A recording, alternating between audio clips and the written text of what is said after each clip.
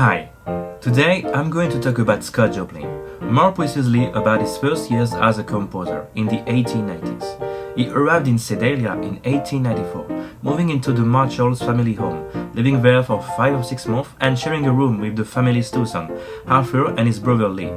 Arthur Marshall became years later a composer and had already back then interested in music. Shortly after arriving in Sedalia, Scott became a member of the local band, the Queen City Cornet Band, playing for the cornet in the band. He played for local dances for both black and white public.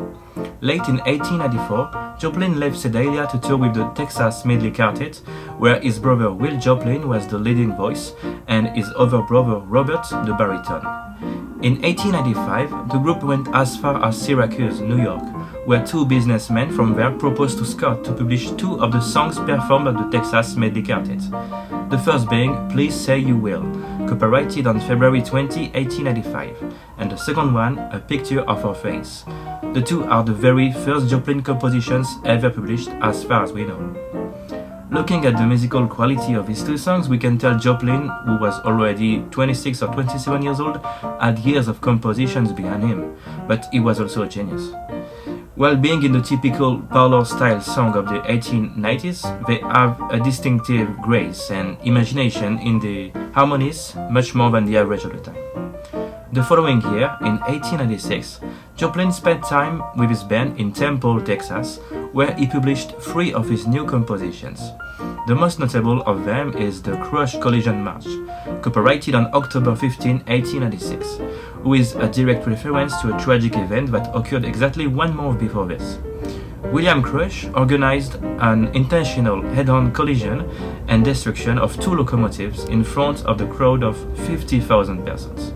But sadly, the crews jumped way before the collision and the boilers of the 2 locomotives exploded, killing 3 spectators and injuring a dozen. This is a programmatic music, describing the crash, starting in the minor mode, and describing in the sheet music the collision with these words. The noise of the trains while running at the rate of 60 miles per hour, whistling for the crossing, noise of the trains, whistle before the collision. This work demonstrates the interest of Joplin about dramatic depiction and gives us nice interaction between bass and treble melodies. The 2 other compositions from 1896 are Combination March and Harmony Club, copyrighted 1 month after the Crush Collision March, but actually composed before, since they are mentioned on the cover of Crush Collision. Combination shows also nice interplay between parts, while Harmony is an excellent valse, way more inventive and melodic than the average valse of the 1880s. The 5th train even suggests the use of syncopations, while the first ragged valse was composed actually 2 years later, Echoes from the Snowball Club by Harry P. Guy. By 1897, back in Sedalia, Joplin was writing his first really fully syncopated composition, Original Rags. The title makes sense for a first rag. It seems, however, that he didn't find a way to publish it this year, but tried the following year with 2 other compositions, the Maple Leaf Rag, dedicated to the Maple Leaf Club, musical institution in Sedalia, and Sunflower Slow Drag. He proposed these 3 ones to A.W. Perry, but was turned down, which is absolutely insane. Tell me what you think about this in the comment section, okay? Thank you for watching.